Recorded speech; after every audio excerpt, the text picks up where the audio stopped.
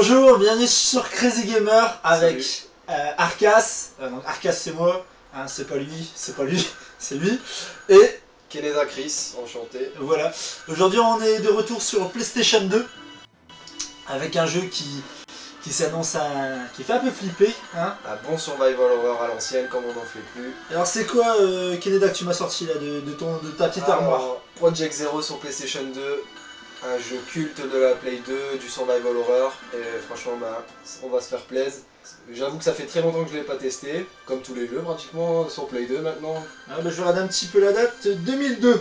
Ça fait déjà un petit moment, ça fait déjà 10 ans maintenant. C'était la jeunesse, comme on dit. La jeunesse. Donc c'est édité par Tecmo, déconseillé aux moins de 16 ans. Donc tous les pyjamas, il faudra retourner se coucher. Tous ceux qui parlent comme ça, nanana. Malheureusement aussi il faudra retourner se coucher. Tous ceux qui ont peur des fantômes et qui ont peur du film The Grudge, il faudra aussi retourner se coucher. On va aller se coucher. On garde que les plus courageux. Donc voilà, vas-y, lance le jeu. Lance le jeu tout de suite, on voit ce que ça donne. Donc je tiens aussi à dire que il y a un petit sponsor, c'est MCM. MCM qui diffusait Arc les cœurs à vif à l'époque, hein, je tiens à le préciser. Alors c'est parti sur Project Zero. Alors qu'est-ce qu'il y a de beau là? Ça bouge, il y a l'action, c'est où? Il se passe quoi là? Ah là c'est le début, tout doucement, on rentre tout dans le jeu. Avant de lancer faut pas être si pressé que ça. Avant de lancer le test, tu m'as déjà dit que c'était un jeu très rapide, il y avait du rythme. Si t'es un peu fatigué, tu risques de t'endormir, ça c'est sûr. D'accord, bon, donc je ne dirai pas ce que j'ai fait hier soir. Donc, alors le scénario, explique-moi brièvement. Moi je découvre un jeu comme vous, je connais rien du jeu. Lui c'est un petit peu l'expert qui a joué il y a très longtemps, c'est ça? Très longtemps, donc au niveau du scénario, je vais pas pouvoir être très précis. Mais tout ce que je peux dire, c'est que déjà le jeu, pour un survival horror, se passe en 1986. Ça c'est une vraie quête, c'est le début du jeu, on va nous montrer l'intrigue en gros, comment ça se passe. D'accord. Très japonais comme tu peux voir, style manga. Déjà il y a aussi les voix japonaises, très appréciables ça déjà. Ah c'est les voix japonaises, j'ai pas fait attention. Ah si, je crois que c'est les voix japonaises. Ouais. Bon, en tout cas c'est sûr, c'est pas les voix françaises. Je pense pas que ça va être française. Quoique, des voix françaises avec un petit accent du sud, ça me ferait... ça peut être pas mal dans ce type de jeu. Attends, bah attention, on va essayer de faire gaffe si c'est les voix originales ou pas. Je serais quand même étonné. Si c'est en japonais, et ça c'est vraiment un point positif. Un gros point positif déjà. Très positif. Pour les fans de Japon... c'est vrai que les voix anglaises, c'est pas toujours le top. Ok. Très rarement. Donc, Project Zero, c'est le premier du nom, hein, qui après s'en suivra aussi des suites, le 2, le 3. Le 2, le 3. Et sur PSP, non? Sur PSP, je ne pense pas. Je ne pense pas non plus. Je confonds avec Silent Hill, qui a eu qui a été mis sur support sur PSP. Ouais, c'est sûr. Franchement, le jeu est vraiment flippant. Pourquoi? Parce que, contrairement aux autres survival horror, là, on n'a pas de pistolet, d'armes, on n'est pas équipé avec des flingues ou autre. Non, il y avait le c'est bon, j'arrête le casque. Donc déjà je vais essayer de faire peur à Keneda, mais je vois qu'il est dedans. Non, je suis concentré là, je vais essayer de... imperturbable. C'est bien. Allez, c'est parti, là je joue directement. Alors oui, ça bouge vite, hein. Pour ceux qui regardent, voilà. Comme ça. La vitesse du mouvement est impressionnante. Là je cours. Est-ce que c'est du 50 ou du 60 Hz? C'est du 60 Hz. Donc là c'est du 60 Hz. Alors imaginez un peu 50 Hz.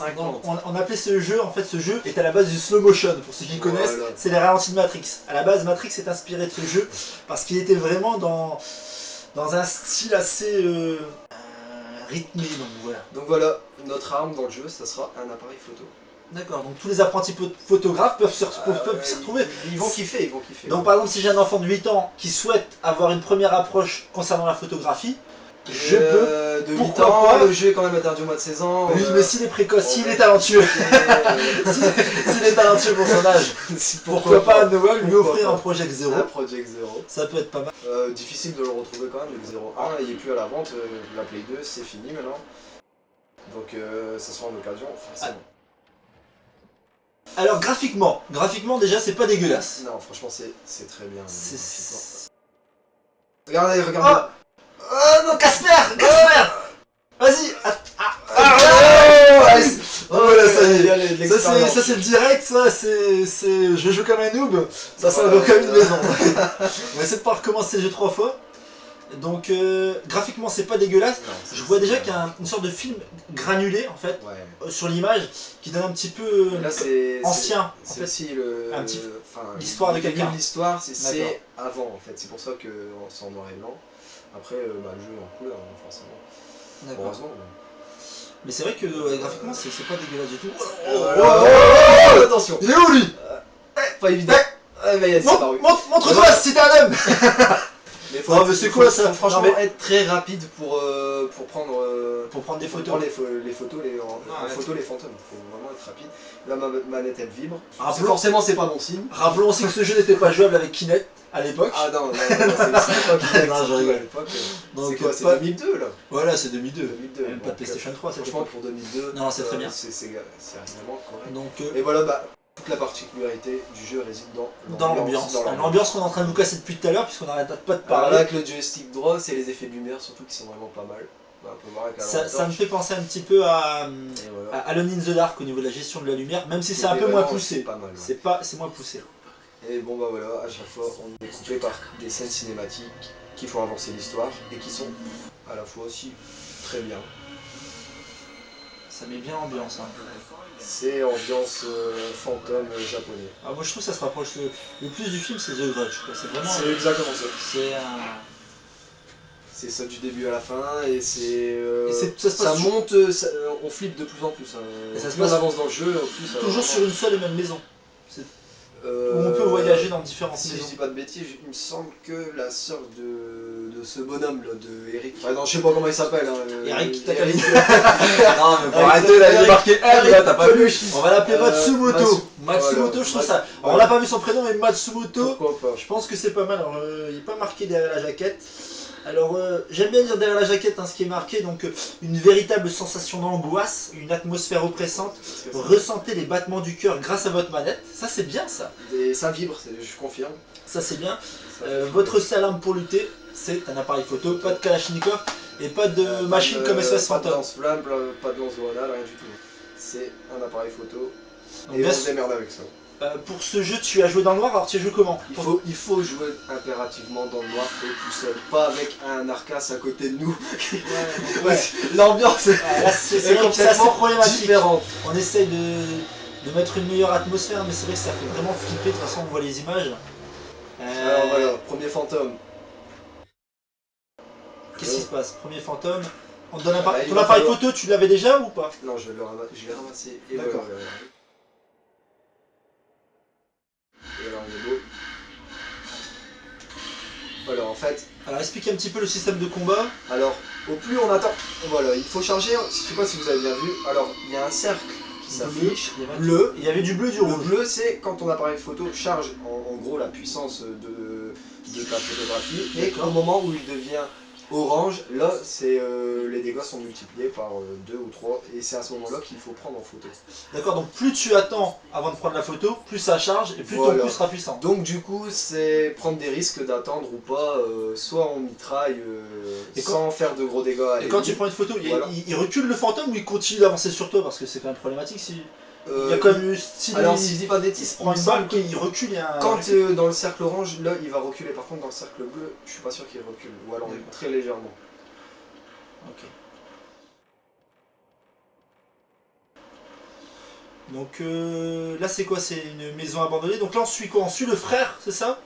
De l'héroïne De l'héroïne. principale qui arrive juste après. Normalement c'est une petite intro, ça dure pas très longtemps. On va voir comment ça finit justement. Ça va pas très bien finir pour nous. Donc là l'histoire c'est un jeune homme qui va dans une maison abandonnée et il fait. Il me fait peur tout seul. Hein, Ouais, t'es en train de te faire peur devant le miroir. Et il fout quoi dans cette maison? C'est quoi son but, son projet? Qu'est-ce qu'il fait de. C'est pour se C'est faire le la. Project Zero. D'accord, c'est le projet zéro. Il, il a entendu parler d'un projet zéro. Et il enquête, c'est un journaliste en fait. Voilà, Ah, c'est ça. Écoutez, On va essayer de rentrer un petit peu dans l'ambiance. On va alors, essayer de se taire un petit on peu. va essayer de se taire pour ce petit passage.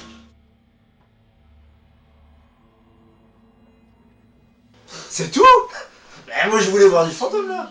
Et voilà, voilà. Et là on fait la Elle me rencontre dit de 2 semaines qu'elle a pas de nouvelles de son frère. Et donc là on fait la rencontre de la petite sœur. la petite Cassandra. Non, je sais pas La comment petite elle s'appelle. Katsandra Mutsuri Mamoto Shizuma. Voilà.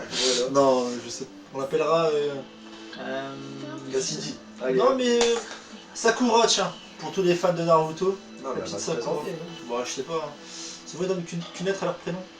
On verra bien si elle donne son nom de famille. Et donc, elle rentre direct, cache dans la maison, quoi. Ouais, direct, elle doit retrouver son frère. Elle a pas de temps à perdre. Là, Et Mafuyu, donc c'est le frère s'appelait Mafuyu, et non pas Matsumoto. Voilà. Personnellement, je vois une maison comme ça abandonnée. Je suis une petite jeune fille, je m'aventure pas. Ça dépend ce que tu recherches, j'ai envie de te dire. Ça dépend ce que tu des recherches. ambitions. Ça dépend des ambitions, mais c'est vrai que j'aurais tendance à moi aussi. Le rituel de la strangulation, c'est ce qui a été marqué. Et voilà, on passe en couleur et c'est encore nettement plus joli. Ah ouais, là c'est. Il n'y a plus le film granuleux, là, ça y est, c'est vraiment les graphismes. C'est la même maison. quoique. Ah, ça revient un peu à l'ancienne, des petits flashbacks. Ouais, ces petits flashbacks en fait par rapport à son frère. Donc Tecmo, c'était un petit peu leur premier essai sur Survival Horror, il me semble. Parce qu'en fait, Tecmo à la base, c'est du Dead or Alive, du Ninja Gaiden n'existait pas encore à l'époque, je pense. Mais c'était leur premier essai sur du Survival Horror. Je sais pas exactement si c'est leur premier essai, Je pense mais en que tout oui. cas, Je pense que oui. Très très bonne réussite. Et je pense que ouais, ils ont vraiment géré. D'ailleurs, on voit au niveau du design des personnages. Là, ça va déjà un petit peu plus vite. Enfin, c'est pas non plus Carl Lewis, mais bon. C'est déjà plus de cadence. Voilà, bon. Elle avance un petit peu plus.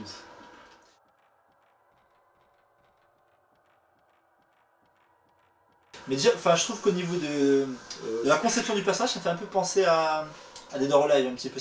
On voit la patte Tecmo en fait. C'est comme Ninja Gaiden ou quoi, on voit la patte Tecmo au niveau du design du personnage. Ceci, les angles de caméra qui font flipper. Donc c'est de la 3D, c'est pas des caméras fixes. 3D et les décors aussi c'est de la 3D, c'est pas de la 2D comme contrairement à Resident Evil. Où c'était des. Regardez derrière, vous l'avez vu? Il y a ton père, il est parti. Il y avait papa qui regardait, mais pour voir si elle faisait pas de bêtises, sa fille, mais voilà. Au niveau de ton inventaire, comment ça se passe? Est-ce que c'est les codes? Il y a d'autres corps. Ah, c'est des énigmes, hein. Attention, ça rigole pas. Ah, ça y est, c'est parti, en mode Monkey Island. Il y a un petit morceau de papier par terre, il doit provenir d'un bloc-notes. Voilà. C'est trouver le bloc-notes. Ça commence. Bon, ça, comme d'hab dans les anciens Survival Horror. Ça va, il fait un mémo de une page de 2 pages. Ça va, avec 2 phrases, ça reste assez correct. On va pas perdre du temps là-dessus. Juste par curiosité, ton inventaire, je voudrais voir un petit peu ce que ça donne. Au niveau de ton inventaire, alors, comment ça se passe un petit peu? La carte. Ah, très basique. On peut pas faire plus simple. Plus simple, c'est sûr, mais bon, très utile. Ouais, parce que là, c'est peut-être le début du jeu, mais après, on va se retrouver dans une maison beaucoup plus vaste et beaucoup plus grande, avec des endroits fermés où il faudra trouver des clés. Pour ceux qui ont joué au Resident Evil, on peut zoomer avec moi, qui ont joué au premier Resident Evil, ils seront pas dépaysés parce que c'est vraiment le même style. Sauf que là, on n'a pas de flingue. Quoi. Ouais, plante médicinale, ça reste dans le même style de Resident Evil. Ouais, par contre, il y a un petit onglet score tout en haut à droite. Photos, ça c'est pas mal. Toutes les photos qu'on prend, on les garder et les stocker. Sur le score. Excuse-moi. Merci Kennedy. Alors on va continuer sur ta photo parce que tu tiens à fond. Après je vais revenir sur les scores. C'est pas mal. Toutes les photos qu'on prend dans le jeu, on peut les garder et si t'es fan. Il y a une photo de moi. C'est pas mal. T'as fait un effort sur. C'est la photo du matin. C'est pas mal. C'est la photo du matin. C'est Halloween et donc voilà, toutes les photos qu'on prend, on pourra les garder et celles qu'on aime vraiment, on peut les stocker dans la carte mémoire qui prendra beaucoup de place. Ah oui, parce que c'était 15 blocs. Non, c'est PlayStation 1 15 blocs. Là, c'était du 32 MO, je crois. C'est du 16 MO, carte mémoire. Je pense qu'il y en a du 16 et du 32. Ah, parce que là, t'as l'air bien informé. Ça, elle est tellement dans un état ta carte mémoire, c'est impossible de savoir c'est comme type de carte mémoire. Je sais même pas si c'est une Sony. Juste pour les scores.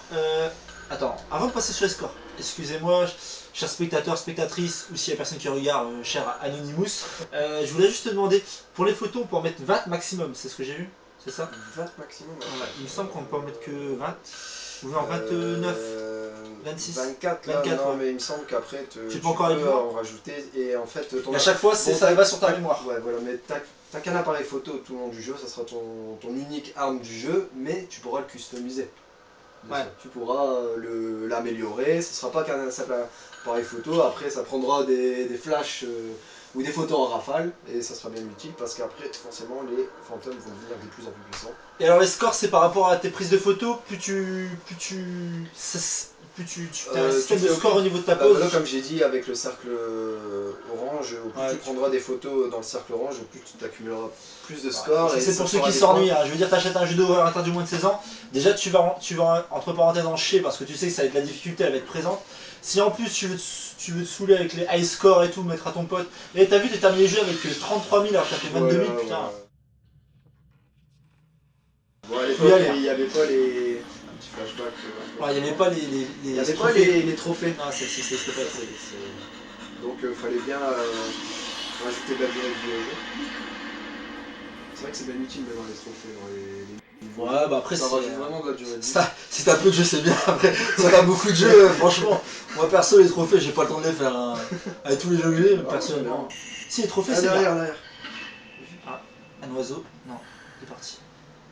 Alors, les trophées, non, c'est bien parce que tu peux aller au bout de ton jeu et tu peux montrer que t'es vraiment un hardcore gamer, c'est pas mal. Sur certains jeux, ça vaut le coup, d'autres moins. Bah, des jeux que t'aimes bien. Ouais, voilà. Continuer une fois que tu l'as fini, ça fait plaisir de continuer. Les trophées, c'était vraiment hardcore.